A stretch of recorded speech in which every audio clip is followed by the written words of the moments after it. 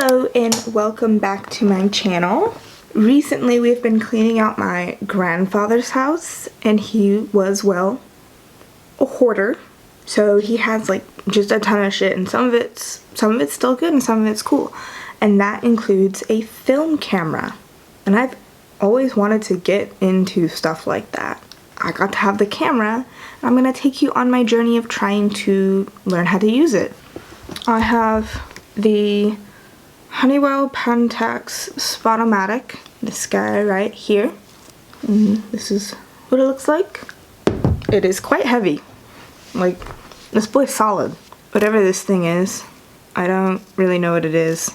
I think this thing probably goes on the lens, possibly.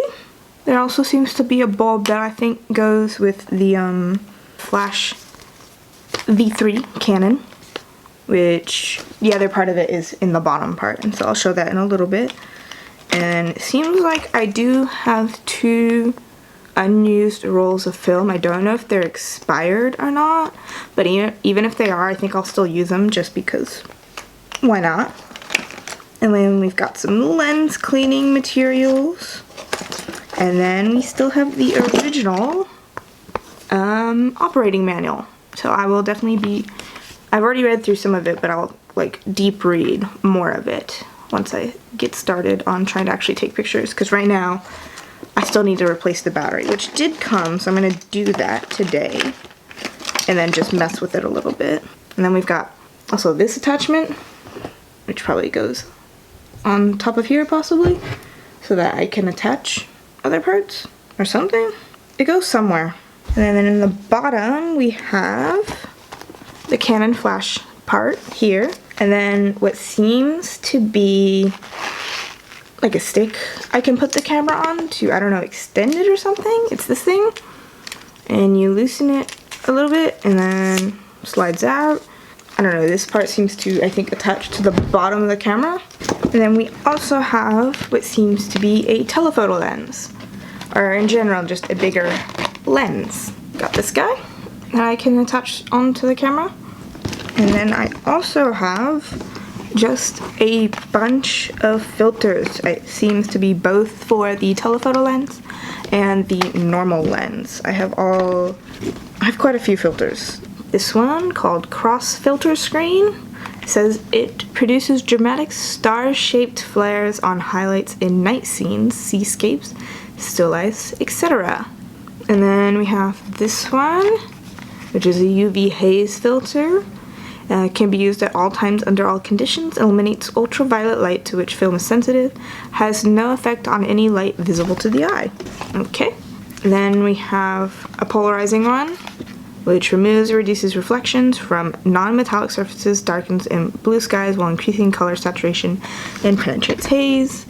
And then we also have Skylight 1A, eliminates ultraviolet to which film is sensitive, and some visible blue, gives more precise rendering of color in open shade or on overcast days.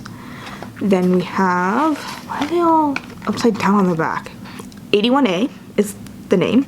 A warming filter which prevents excessive blue with daylight color films in cloudy weather, shade, or indoors with electronic flash. Also corrects type B films for use with 3400 degree K photo flood or quartz halogen lighting. So maybe with the flash thing. And then we have 82A, which is a cooling filter which reduces excessive warmth of light in early morning or late afternoons. Also corrects type A films for use with 32K lighting. Oh, we got one more for the smaller film one, and this is Aroma. No, that's the brand. Doesn't really tell me which filter it is. I think it's ND2. This cost only $1.60 at the time it was bought. Oh, I don't want to read this entire thing. Look at that thing. And then for the bigger lens, I have another Aroma one. Just says it's a polarizing lens. And then I have Skylight 1A. So yeah, that's everything that I have. And let's get started on my journey. Thankfully, my grandpa thought to not keep a battery in it, because as we know, the original batteries were mercury-based batteries, so that would have been very bad. But we got a new battery, which I'm going to put in today. And as I found out, you need a frickin' coin to get this damn thing open. This is not going well. What was recommended was this battery. Does it even state what battery it is? An XL MRB 400. There, that is the battery that was recommended to replace the original mercury batteries.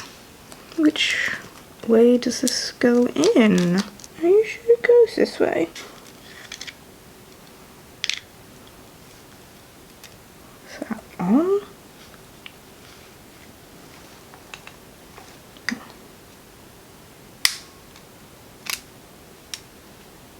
I honestly don't know if this still works. Well, I don't even know if there's film in this.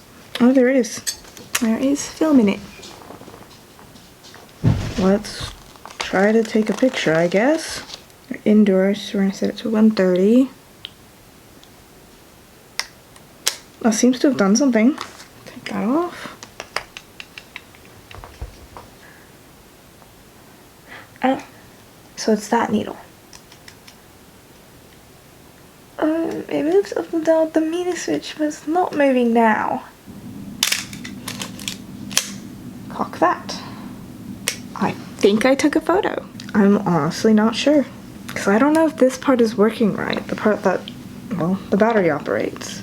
Danger, a serious accident has been reported of a small child who put a mercury battery into his mouth and has been hospitalized for serious gripes and stomach inflammation. Yeah. No duh. I'm gonna look up a video. I'll be back.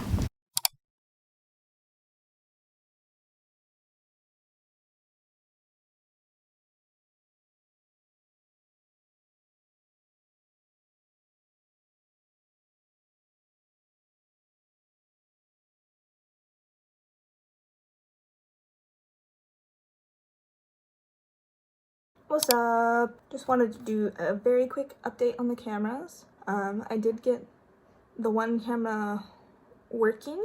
Like, I got the new battery in it. It seems to be working, but I won't know if it really works until I'm able to get the film developed. So like, I finished the roll that was like already in it, and then there's 2 more rolls in there, including one that's in a bottle that says new. So I'm assuming it's unused, and so I'm gonna use those rolls, and then I'll very cheaply get them developed, because I don't know if, like, these are so old. Who knows how old?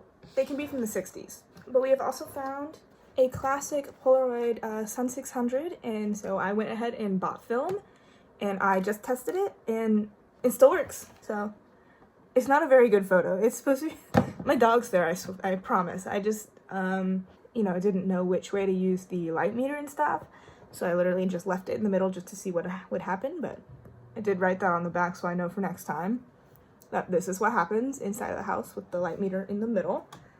A very hard to see photo, and with no flash. Oh, I should write no flash on there too. This bad boy still works pretty solid. And then this one is probably from, this is from the 50s, I believe. And then there was 2 other, I think, film cameras that were newer ones. How the hell did, oh, that's right. I have to press the button. So first off, look at this lovely little case. The nice thing about my grandfather, he gets into these and he goes all out, and then he never uses them. So we've got this lovely little camera. It is a Kodak Retina Reflex. So yeah, I have not gotten to explore this one that much, and also find out where the battery is. Yeah, we've got that. It comes with this lovely little case and everything. We've got a whole nother lens. I believe this was we were pretty sure it's some sort of flash mechanism. Seems to be another lens, and then I believe these are various filters that I'm using. Oh yeah, a piece of something from the camera frame. Yeah, that's another lens thing. Of course, lens cleaning paper. This was 15 cents. And then the original booklet. Yep, there's the date. January 8th, 58. That's when he bought it. So yeah, that is my quick update. The Polaroid for sure works. I plan on going through those 2 random things of film I found, and then developing it and seeing where it is, and then figuring out if this guy still works too. So, peace. Okay, so I decided to end the episode 1 of me trying to figure out film cameras that I found at my grandpa's house here, with having figured out that one, at least so far, works. We will see if it, for sure if it works when I get around to developing the film, which I'm going to do cheaply because I'm almost certain this film is expired, because I'm pretty sure it is also from like the 60s and 70s, which is probably the last time my grandpa used it. And then the Polaroid does work. I don't know how to work it quite yet correctly, but it does work because clearly you can barely see my dog in that. But I wrote on the back, you know, that this was a test shot. It was inside, no flash, and that I had the light meter in the middle. I'll be figuring it out as I go along. And then that there is one other camera that we found, and this one, I think this one was the Kodak, and I have no clue if it works yet, but we will figure that out. Or I will figure that out because I probably need to figure out battery situation stuff first. And that one's from the 50s. So yeah, that's where we're ending with the cameras. And down below, where I'm gonna put it, like here, is going to be my socials, and then they will also be down in the description below so that you can go follow and see what kind of photos I take once I have them. And please like the video if you did enjoy it. And don't forget to subscribe if you'd like to see further episodes of this in my journey to figure out how film cameras work and if these cameras even work. I will be heading back to college soon, and there is some really nice stuff to take photos of down where I live for college, so stay tuned, and bye.